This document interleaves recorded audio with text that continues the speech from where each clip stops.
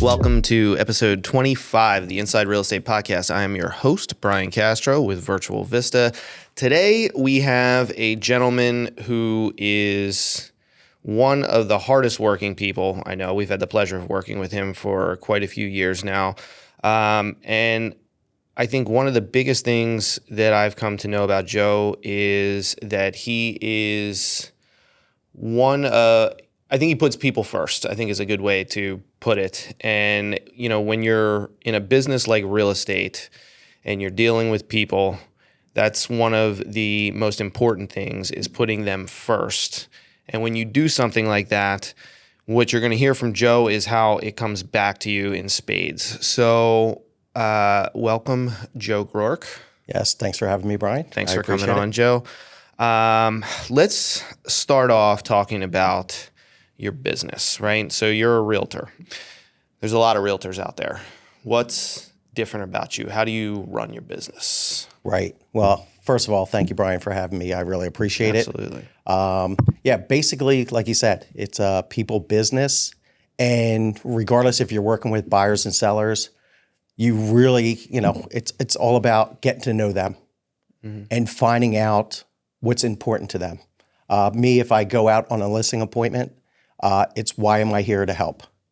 And, what's the motivation? What's the goals that I can help you with? Because at the end of the day, you can hire any realtor.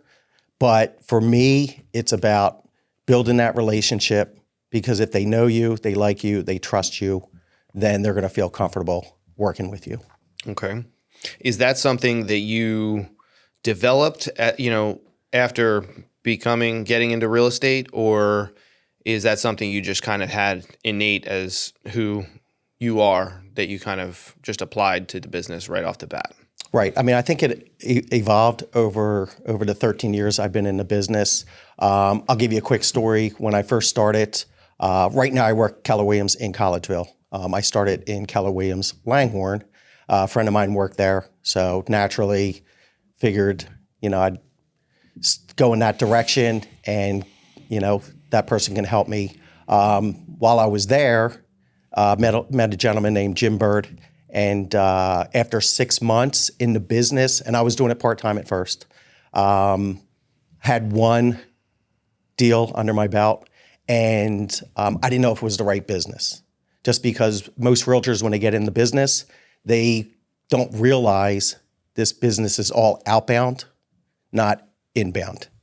You think, and I thought, as soon as you get your license, you're going to have people calling you to sell or to buy. And that's not the case. You have to talk to people. You have to network. So going back to the story with Jim, after 6 months, I said, Jim, hey, I don't know if this is the right business for me just because I have to talk to people. And people that know me now, when I first started, I was shy in the business. It wasn't comfortable for me talking to people I didn't know. So I spoke to Jim and I was like, hey, Jim, like I said, this might not be the right business for me because I'm not outgoing. And he's like, let me ask you a quick question. If your mom was going to sell her house, who would you want helping her? And I said, well, of course, me. And he goes, why? And I was like, because I'm going to make sure she understands the process. She gets a great price on the property. She's going to get great terms. And I'm going to hold her hand throughout the process. So, of course, he turns to me. He's like, okay, why don't you just treat everyone like your mom? And I was just like, oh, you backed me into the corner. It was great advice and I needed that. So after that, I just started talking to people and everyone that I've worked with, I treat them like my mom. You know what I mean? I want them to understand the process. I'm walking them through everything. I'm going to foreshadow the process if it's with a buyer or seller. So yeah, it's all about, these are people and this is probably one of their biggest assets. So you just want to make sure you really understand and they understand what they're getting into so you can work together as a team. Okay. I think that's good advice. And I think that's probably what a lot of agents have really experienced, the similar situation in like finding, okay, how this works and then how to approach it. So let's dive into that a little bit more and unpack it, because I think that's an area that you're very good at. So how does someone, let's say they have the same advice from somebody in the beginning, how do you take that and say, okay, I'm going to treat everybody like my mom and do everything you just said? How do they take that concept and then go build a business around it? Yeah. So basically, like I said, this business is about talking to people. So I found out a long time ago, I need to bring value to people. If you want to work and do any type of business, you got to figure out what value is. To a seller, they want to know what's going on in the market. They need someone that might know great vendors. I do a lot of door knocking. I would say half of my business last year was from door knocking, and I built those relationships. When I go out, I'm bringing a market update so they know what's going on in their neighborhood. Why do most people go on Zillow and look at the Zestimate? They want to know what their neighbor's house is recently sold for. So I found out a long time ago, why don't I just bring that information out to them? I have access to the multiple listing service, which is more accurate in my mind than the Zestimate, because that's just an algorithm. Mm-hmm. So if I bring that information out to them and share that information, that's correct. And then also be a resource if they need a great vendor, because we know it's hard to find great vendors. So I have a great list of vendors. If it's electricians, plumbers, roofers, photographers, videographers, guess what? My name's behind it. And I tell my clients, if you use someone and it doesn't work out, then guess what? I'm going to make it right. Okay.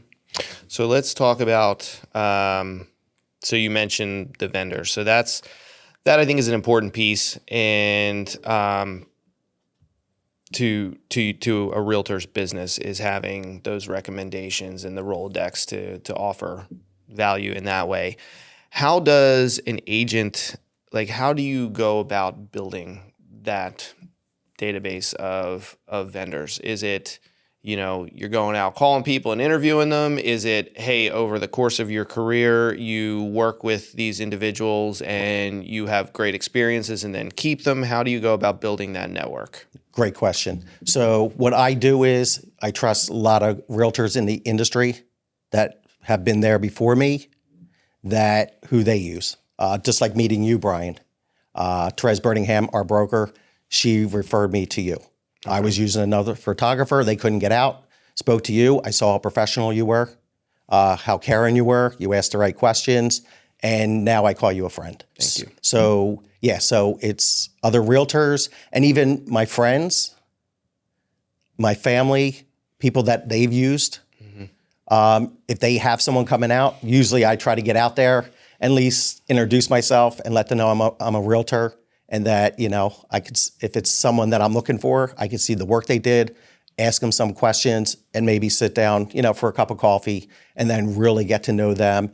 Because I'm a small business owner, even though I work under the umbrella of Keller Williams. Mm-hmm. So if they're local and if they're in the military, that's important to me because my dad was in the Korean War, he was in the Army. So I want to help people grow their business. And I think that's something that you want to do for realtors and for you. If you follow me on Facebook, you'll see every time I go out with Brian, he does a video shoot or a photography shoot for me. Mm-hmm. Then guess what? I'm branding you as well because I want your business to grow. Because if you stay in the business, that's great for me because your work is impeccable. That's awesome. Let's talk about door knocking. Awesome. So you brought up door knocking, and it's something that people run like their hair's on fire from.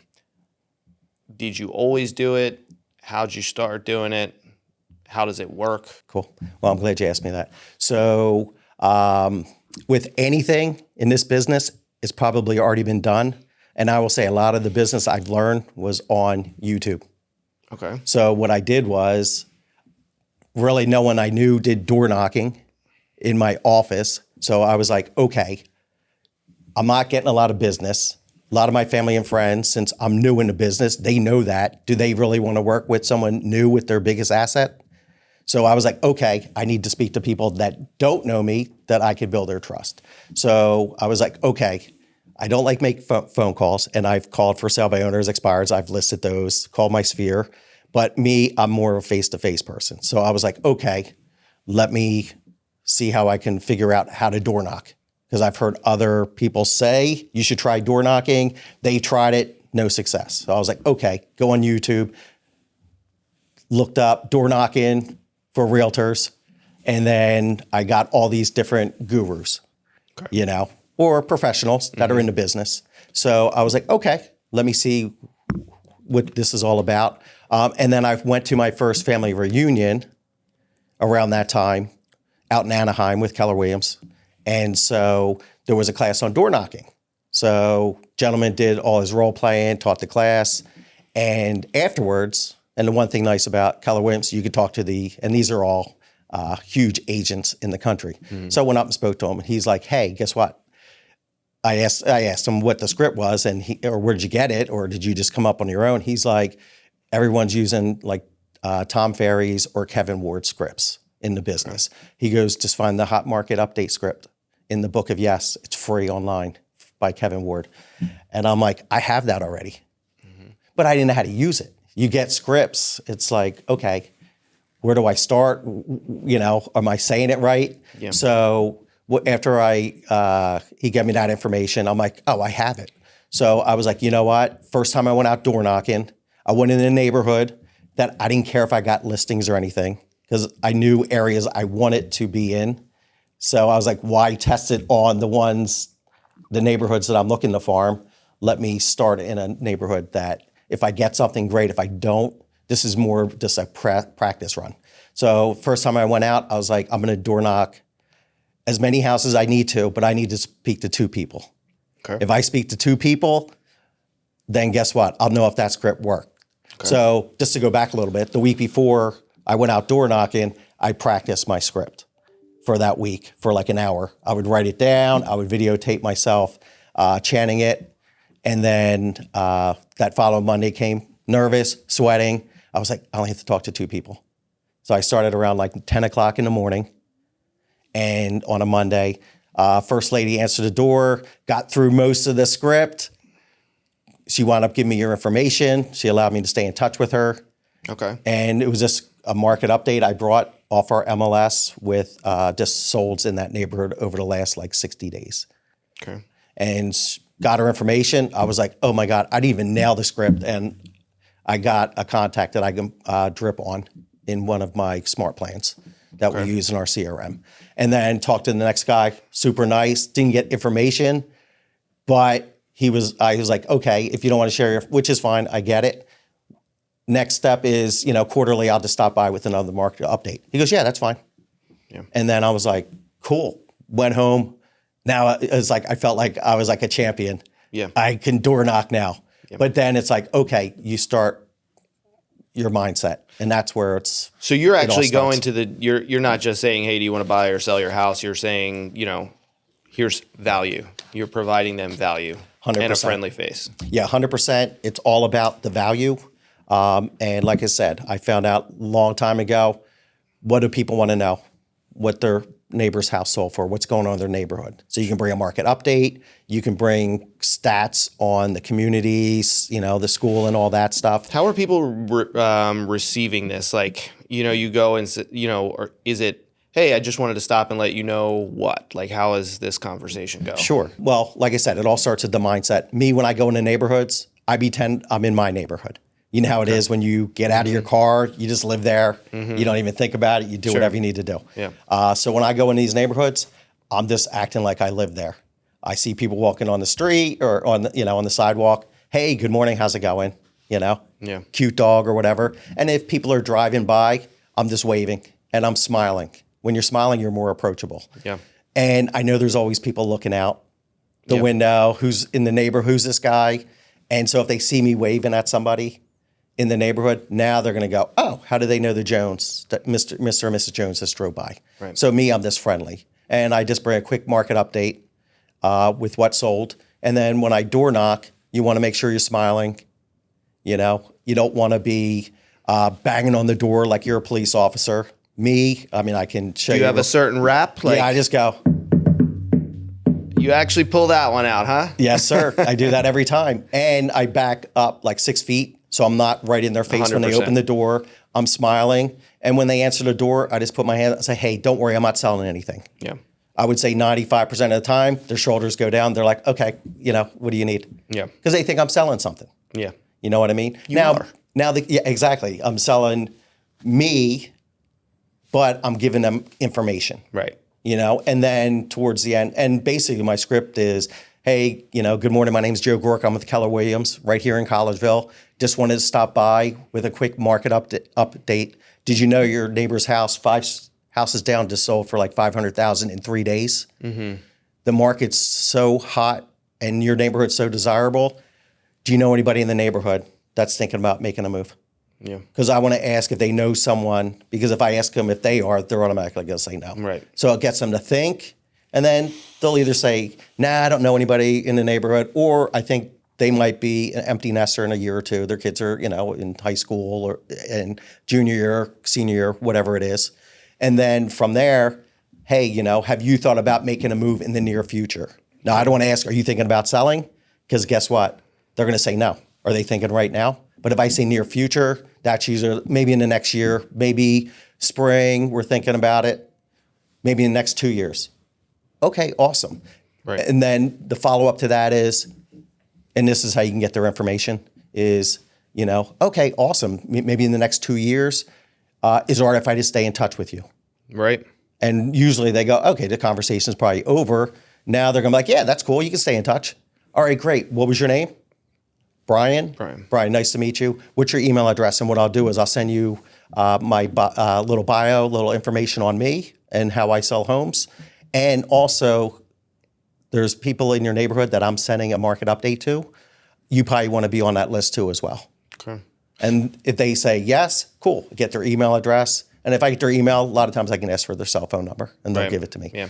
So you're basically, you're going in there, you're coming with value, you're being friendly. Mm-hmm. You're not doing the hard. You're not going after trying to get their business immediately. You're trying to put it on, right, on them to hey, to think a little bit, as you said. So how long have you been in the business? Yeah, I've been doing this for about 13 years. For about 13 years. Yep. How long have you been door knocking? Door knocking, I probably done it. It's probably been about 5-6 years. Okay, so. Just like with anything, to get good at it takes reps. Yes. How long do you think it took you? I don't know if you can put a number of doors on it, but how long do you think it took you to get comfortable with and good at? Because the better you get, the more you're going to get the results you're looking for. Right. I mean, I think repetition. I would say if you do, it's like anything. They say, 10,000 hours if you want to be an expert. I've door knocked thousands and thousands of doors. I think it's just your skill. So if you want me to put a number on it, I would say like 500 doors.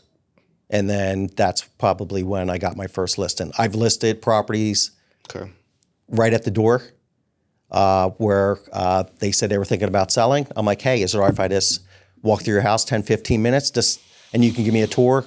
And then what I can do is go back to the office, do some homework, and kind of tell you where we could position your home. Okay. And then I could break down the numbers for you, and then you can decide if it even makes sense to move forward. Okay. How do you go about choosing the neighborhoods? Because I know some neighborhoods, you can walk 20 feet and there's another door, and then some of them are, there aren't as many homes. Like, do you choose neighborhoods that are more dense, less, or does it matter? Like, how do you go about choosing the neighborhoods that you do this in? Right. Great question. What I do is you can, each neighborhood, you can go through and see what sold over the last year and get a turnover rate. So if there's 100 houses in a neighborhood, you can see how many homes right through the MLS. You can just go back over the last year. And if you have like a 5%, 7% turnover rate, guess what? It's probably a good neighborhood to door knock. I will say good neighborhoods to door knock are townhouses. Okay. Just because you have the first-time home buyers, you got downsizers, people that get divorced. That's where I see most of the activity. Me, when I first started, I was going lower end because I'm dealing with people's biggest, investment. Sure. And as I was learning the business, Now, at any price point, it doesn't matter. Right now, I probably farm probably like 1,000 homes. Okay. When you start, I would say do 250 to 500. And if you're going to pick a neighborhood, pick something that's close to you. If you live in a neighborhood, everyone that should know you're the expert in that neighborhood. I talk to and I train new agents in our office, and I teach classes, and I've taught the region as well. It's all about just talking to people. But if it's your neighborhood and you're not getting listings in there, I know when that sign goes up, you're not happy. Yeah. Because I see signs go up near me and I go, I know why, because guess what? I didn't talk to those people. Yeah. You know what I mean? And did I make a valiant effort? You can door knock, you can call them, you can send them a market update in the mail. Mm-hmm. And one thing I'll add, if you're like, hey, I don't know, maybe I'm not comfortable door knocking because you don't feel like you have a reason, send them a market update in the mail a week or 2 weeks later, door knock them. And just introduce yourself and say, hey, I just want to introduce myself. I sent you a market update last week. Just want to make sure you received it and see if there's any questions that you had about the real estate market. Is that your consistent strategy where you're kind of sending them a preliminary thing when you do these offices or these neighborhoods, or is that some of them? Yeah. When I first started, and like most agents, you don't have a lot of money. So me, I was like just printing it off my printer and door knocking because I was like, I have to get now an envelope, a stamp, stuff them, handwrite the envelope. So it was just me, like, I got to talk to people. Yeah. I already said I don't want to make the phone calls. And if I send a market update, we know it's a numbers game. You're going to then send out thousands. There's no guarantee. Yeah. And I'm like, how do I build relationships? I got to get in front of people. And doing that will get you more confident in the business as well. 100%. So talking about, you're not going to convert everybody. You said last year about 50% of your business was from door knocking, right? Correct. How much time are you doing this on a weekly basis? Yeah. What are you putting into this? As a real estate agent, and if you're in the business, they say you should be lead generating 2 to 3 hours a day. What I usually do is I'll start door knocking Monday through Friday. I'll do it from like 9 to maybe 11, 12 o'clock. So I should be able to hit, if it's townhouses, I could do at least 50 homes. Over the course of a week? 50 homes a day. Because that's just door knocking. Doesn't mean I'm talking to 50 people. Not everyone's answering the door. No, sure. But you're doing this, so you're doing this 5 days a week for 2 hours a day, basically. I was doing that like 5 days. Now, since I'm getting more referrals and I'm getting business from people that are door knocked, and of course, now we're getting closer to the winter. Mm-hmm. You know what I mean? Summertime, it's really hot, and I'm not the youngest guy. So it's like, okay, I pick and choose the days that I need to. Yep. But I try to stay, like I said, there's 1,000 houses. I want to keep making sure I'm consistently, quarterly, doing some type of touch. If it's a door knock, or if it's a phone call or a text, or even if it is some type of mail, or maybe it could be a community event going on. So I'm not just sending them the same thing every time. So you mentioned you do some classes and stuff within your office. You train some agents. Out of all the agents you talk to and deal with, how many of them actually? What percentage do you think actually take this and run with it? And because it sounds like some really good advice, it sounds like something that you've kind of proven the concept on, that it works. You know, I mean, especially with KW, I know it's something that they, was part of one of the things that they bring up, Right. Yeah, that's the thing. When I teach the classes, I'll give them my script and I'll teach them how to do it, what to wear, where to stand. Make sure you're smiling when you're door knocking. Yeah.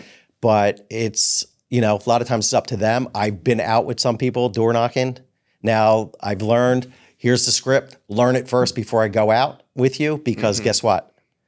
You're not going to know what I'm saying if you don't know the script. Right. And then you're not going to retain anything. Cool. You know what I mean? I took an agent out in our office. She had sold a house in this one neighborhood.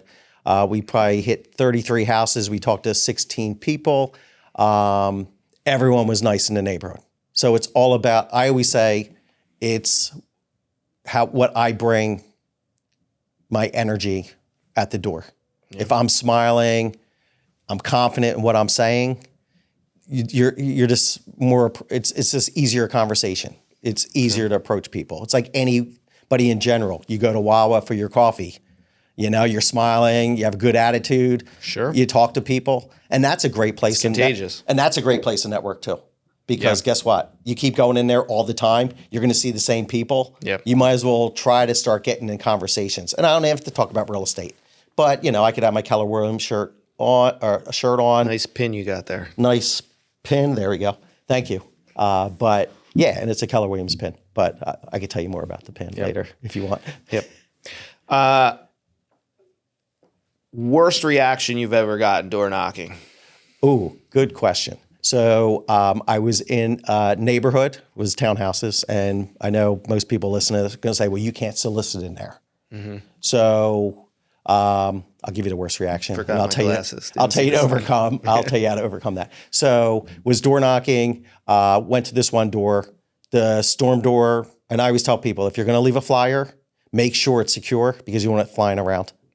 So went to this one house, this door knocked, no one answered. So I opened the storm door and then I put the flyer inside there, and I noticed the front door was cracked open a little bit.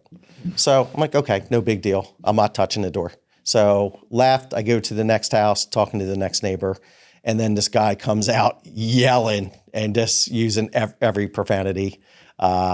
And just say, who was at my door? You almost let my dog out. The door's open. So like talking to this guy, and I'm like, I said, I think he's talking to me. And so he's like, yeah. I'm like, hey, how's it going, buddy? He's like, you almost let my dog out. The door was cracked open. And I was like, hey, I just left the flyer. I said, it was just a market update. I said, I'm just trying to give you some information.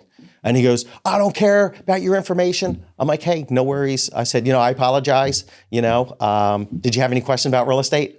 And he's like, no, I'm done with this conversation. I'm like, all right, have a great day. And I felt bad.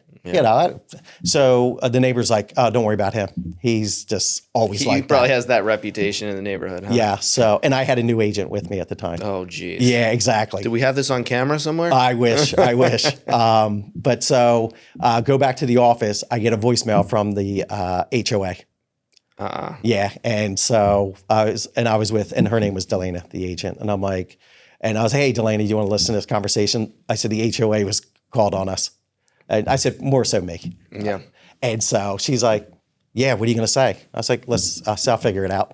So I called her, and I'll just use Debbie. And I'm like, and I was like, hey, Debbie, I just got your message. This is Joe with Keller Williams, such and such neighborhood. I was dropping off invitations. So I didn't call it a flyer, called it invitation. And she's like, yeah, such and such from this house called. And I said, yeah. I said, he seemed a little upset. I said, I think he was having a bad day. And she goes, yeah, I think so too. I said, well, just to let you know, I was just giving out invitations. I said, I'm selling one of the houses in the neighborhood, and I'll just use the Smith's house. I said, they asked me if I can invite all the neighbors to the open house because they just wanted to say bye to everybody. Right. And she's like, oh, that was so nice. I said, could I ask you a quick question, Debbie? I said, what are you doing Sunday? I'm sure she would like to, my clients would like to say bye to you. She goes, oh, I'm tied up. And I was like, I said, just to let you know. I said, don't worry, I won't door knock his house anymore or drop anything off. She goes, okay, can you promise me that? I said, fine. Next day, I just made sure I went to another section where I was out of his sight line. Yeah. You know what I mean? So, you can overcome anything. That's why I like no soliciting. It doesn't bother me. Because at the end of the day, if you have a good attitude, and then if you ask me, I'll tell you how I usually overcome that. Yeah. So you want me to, are you prompting me with a question? No, I'm kidding. Yeah, so how do you overcome that one? Sure. So basically, if you're door knocking, and I've had it maybe a handful of times out of 1,000, I'll say, hey, guess what? You can't solicit in this neighborhood. I said, hey, I totally understand. I said, I didn't want to bother you with a phone call. I said, I have a buyer that's actually looking in your neighborhood. I was just wondering if you knew anybody that might be thinking about selling. Yeah. And then usually like, yeah, we don't know anybody. I'm like, have you thought about maybe making a move to help my buyers out? Mm-hmm. And then if they go no, and a lot of times I turn to this conversation. Has that ever worked? Yes, every time. No. Like, have they ever been like, yeah, we'd consider it themselves? No, that's a great question. The people that I'm thinking of right now, no, they weren't ready to do anything, but I still got their information. No, that's and good. I'm dripping on them to this day. So that story you told with that guy, that's enough to probably scare the bejesus out of a lot of people. What would you say to somebody who thinks like, well, if that's even a possibility, I don't want to touch door knocking. Like how do you make the case for like, that's not everybody. Yep. And what you're going to, in the long term, it's the pros far outweigh the cons. Gotcha. Hey, great question. So what I would suggest, and I get this question every time I teach the class, is what about the soliciting neighborhoods? Should I door knock them? Or the no soliciting neighborhoods, should I door knock them? I said, just don't start in those neighborhoods. There's plenty of neighborhoods that you can solicit in. Yeah. You know what I mean? Now, there's some towns that you need a permit. I think it's Gilbertsville is like $500 for the year. Do you ever go get those? I don't door knock Gilbertsville. Usually it's Collegeville, Trapp, areas that I live in near our office. So, but if you needed to, if you knew this was something that you were going to do, now it's a business expense. For $500, even if Collegeville charged me that, I would pay it. How many doors can you knock? And you can nail one. Yeah, that's all you need. If you get one, and that's the thing. I mean, I've had deals. I've got like at the door. I mean, there's needles in the haystack. I've left my flyer. I've had people call me, say, hey, we were just thinking about making a move. Your flyer showed up on my door. Yeah. And I'm like, great. I was like, well, why don't we just sit down? I can just walk through your house, show you what I can do. And then after our meeting, you can decide if it makes sense to work together. And then I've listed their homes just like that. So it's just doing the work at the end of the day.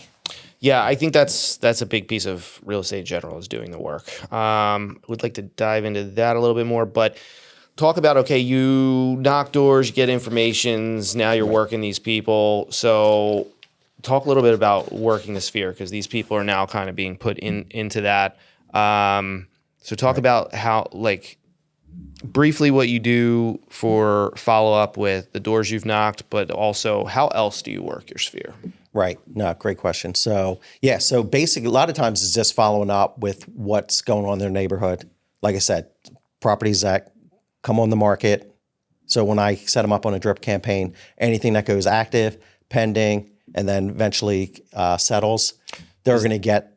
Sure. Is this just emails that you're sending at this point? Is it like a combination of emails, phone calls, texts, yes, mailers? What is it? It's a combination. Okay. I would say always going to have them on the drip campaign. So they would get that information through email. But I would also follow up with a mailer. And like I said, it doesn't have to be just properties that it's sold. Mm-hmm. It could be community events going on. I mean, now the holidays are coming up. So let's say skip back. I know they have, Santa around Christmas time. They have a big tree lighting ceremony. So stuff like that. So think of things that are family events. Easter time with the Easter Bunny, stuff like that. You can get all these events right from the township. Just go to their website. Mm-hmm. And then all you are doing is sharing that information. A lot of people that I've met at the door or in my sphere, I make sure I send them a friend request. Do I do it right away when I first meet them? No, but after I've talked to them a few times, now I can send them a friend request. Now they're going to be in my sphere because I want them to see the business that I'm doing. Right. And what I'm doing in the community as well. Awesome. I do want to get into the community stuff in a minute. So now let's jump in briefly into putting in the work.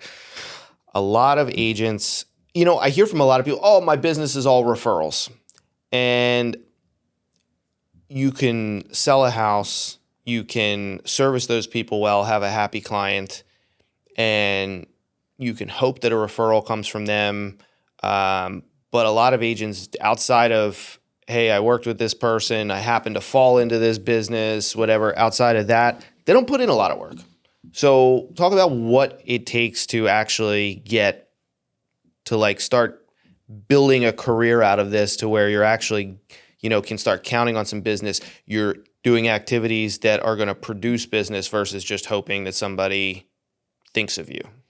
Right. So what kind of time and effort are you putting in? Yeah, I would say time blocking is the biggest thing, and you want to be consistent. So if you're going to do your lead generating, most people will do it in the morning, and the mindset behind that is Most people haven't been through their day first thing in the morning. So if you're going from, say, 8:30 to 11:30, there's your 3 hours a day, just lead generating. If it's phone calls, door knocking. Yeah, so from like 11:30 to about maybe 12:30, that's where I'm doing my follow-up Okay. from my clients that I'm currently working with, if I'm negotiating a deal, if I'm we're getting information together for an appraisal and stuff like that. So that time is just follow up with my clients, and if any of my vendors that I'm working with that are out there. Right now I have a contractor going out today for a roofing quote at 11:30. So I'll be following up with him around 12:30 just to see how things went. If he can kind of give me an idea of pricing before I actually get the quote, since I'm negotiating with a listing agent. So this will be a big piece of the negotiating part of it. Sure. And then after that, usually I'll have lunch like 12:30 to like 1:30. I know, exactly. And then after that, if I don't have any appointments, then I could jump right back into lead generation if it's door knocking or making phone calls. And if you don't want to do the door knocking, you can make the phone call and say the same thing. I mean, it's basically circle prospecting at that point, where you're just making the calls to those neighborhoods and then pretty much saying the same thing.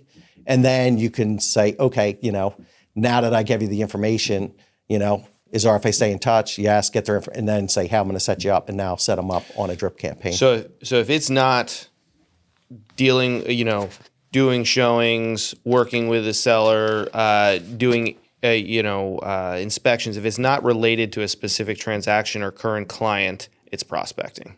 Correct. So like you're not just, I don't have a buyer or seller I'm working with. I did my 3 hours in the morning of prospecting, and if I don't have anything else I'm working on, I'm not out to lunch. I'm continuing to build on that. Correct. Yeah, and that's the thing. I mean, if you want to be successful, I mean, we all have 24 hours in a day. And like I said, we're commission based. We can get as many deals as we want. And it's all about just, like I said, doing the work and talking to as many people as you can. Eat what you kill. And when people say it's a numbers game, to me, it's like, okay, it's building relationships with everyone that you come in contact and see what you can do to help them. Like even with my vendors, it's like, okay, how can I help your business grow?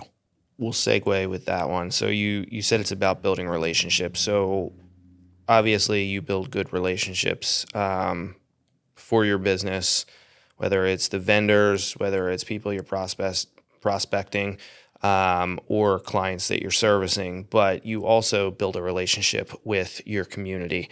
So you contribute to Alex's Lemonade Stand. You do First Responders Fridays. Tell us about those things. Sure. How I got involved with Alex's Lemonade Stand, I was in between jobs while I was getting my real estate license.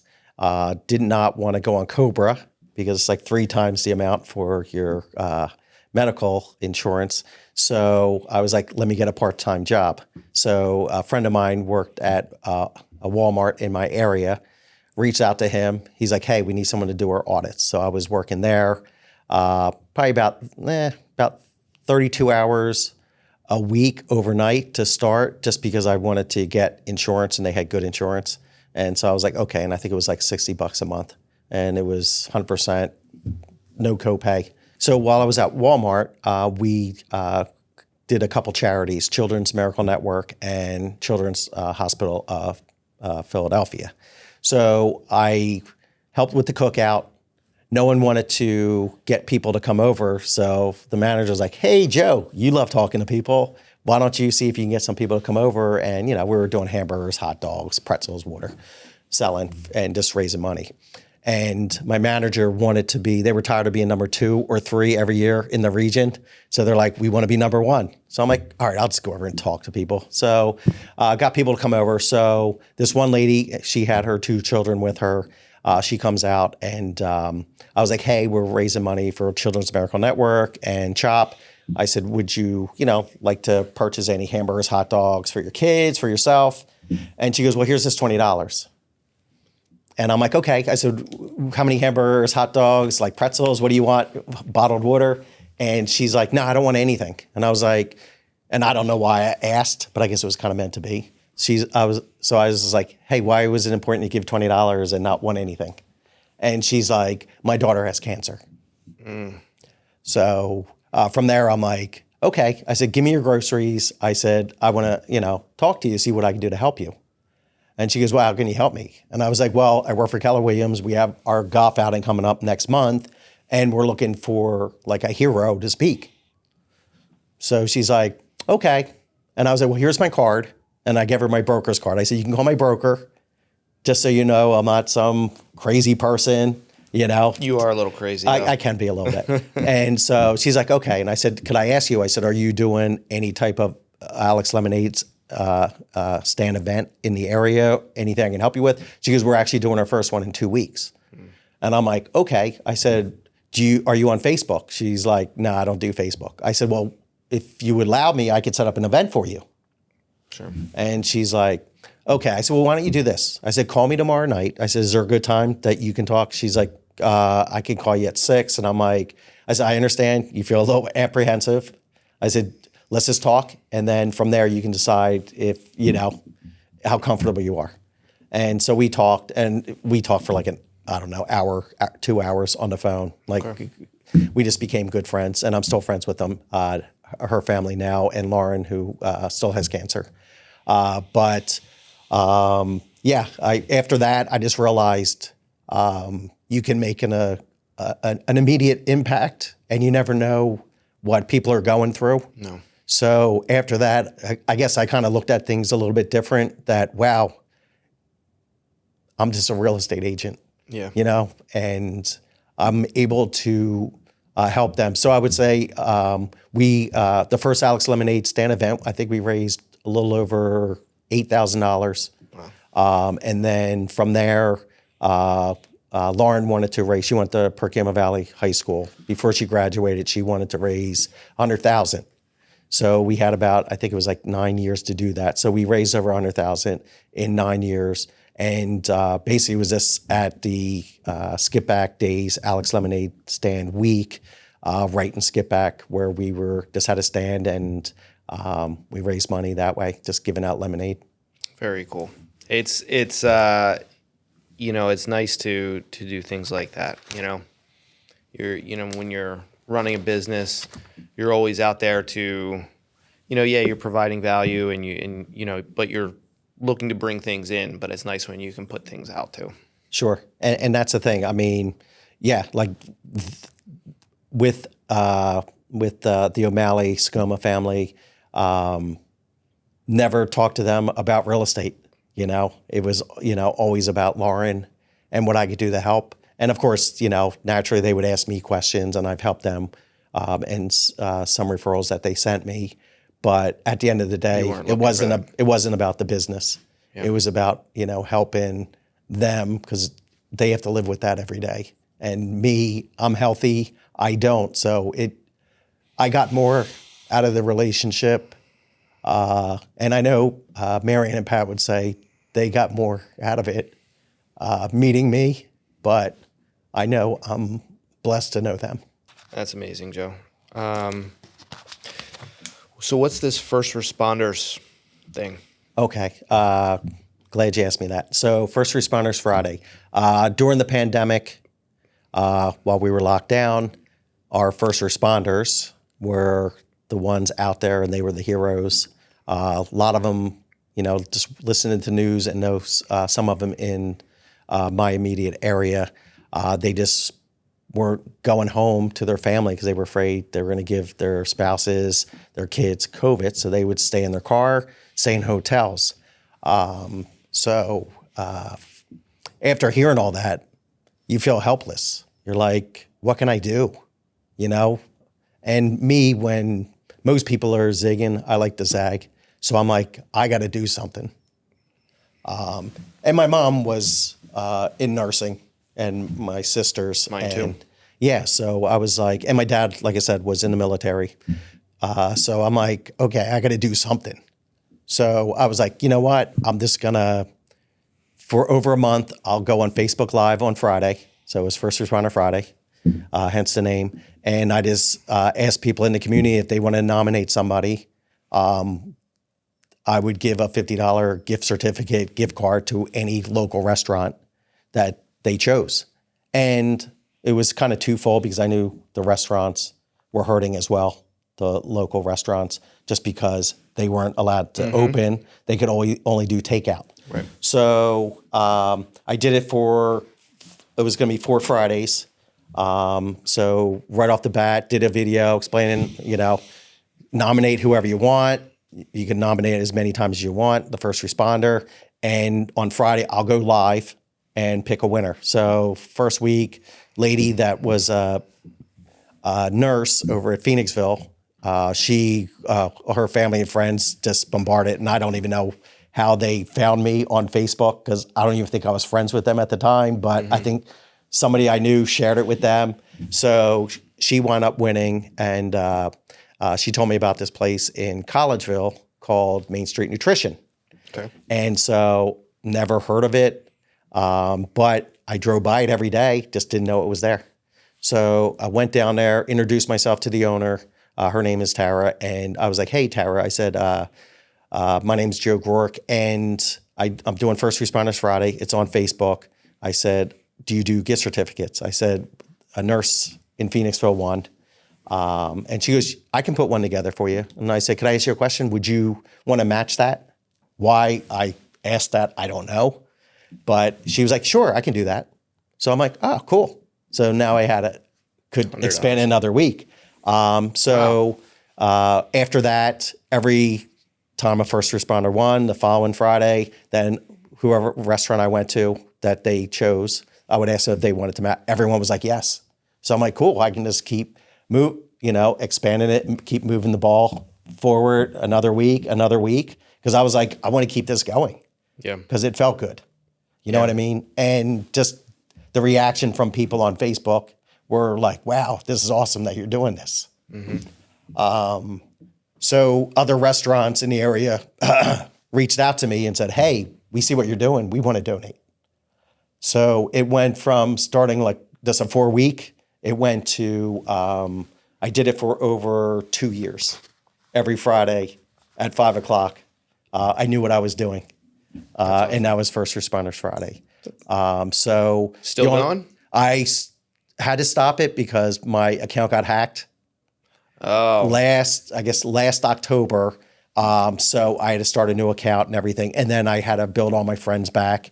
And a lot of times when they were seeing my request, they're like, oh, he only has a few friends because I'm building my presence back up. People were reaching out to me and saying, is this really you? Yeah. So now I got it. So I do have, I'm going to start it up. I believe I'm going to try to shoot for like around Thanksgiving because I think that would be a perfect time to be thankful again. So so it was over 2 years. And if I didn't get hacked, it probably would have been still going strong. But I'm going to pick it back up. That's great. Making a difference, Joe Groarke. Yeah. All right. So we're coming up on the end. So a new agent just getting into the business. We know a lot of them have no idea what they're really getting themselves into. Best advice you could give to somebody just getting into the business. Right.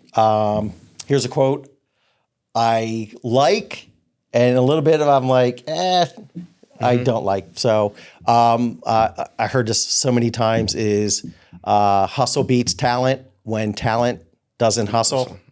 So if you're new, and I'm talking to some new agents all the time in our office because we're always bringing in new agents. If they want to get more business, just find out where the business is. If you're looking to get listings, talk to people that own houses. There's a good chance at some point they're going to sell the property. Start building that network with them and start where you live. A lot of people are like, hey, I want to go where the $1 million homes are. And I'm like, okay, but why don't you just stay in your backyard? There's different price points, and you want to stay in the price points, like the median price point, because that's where most buyers are. I would say in my area, townhouse is now over 400. It's so hard to find anything under 400,000. So if you go 400 to 800, you're in a pretty good spot. Yep. And most people want to be in neighborhoods. Unique properties are great to walk through. I've sold them.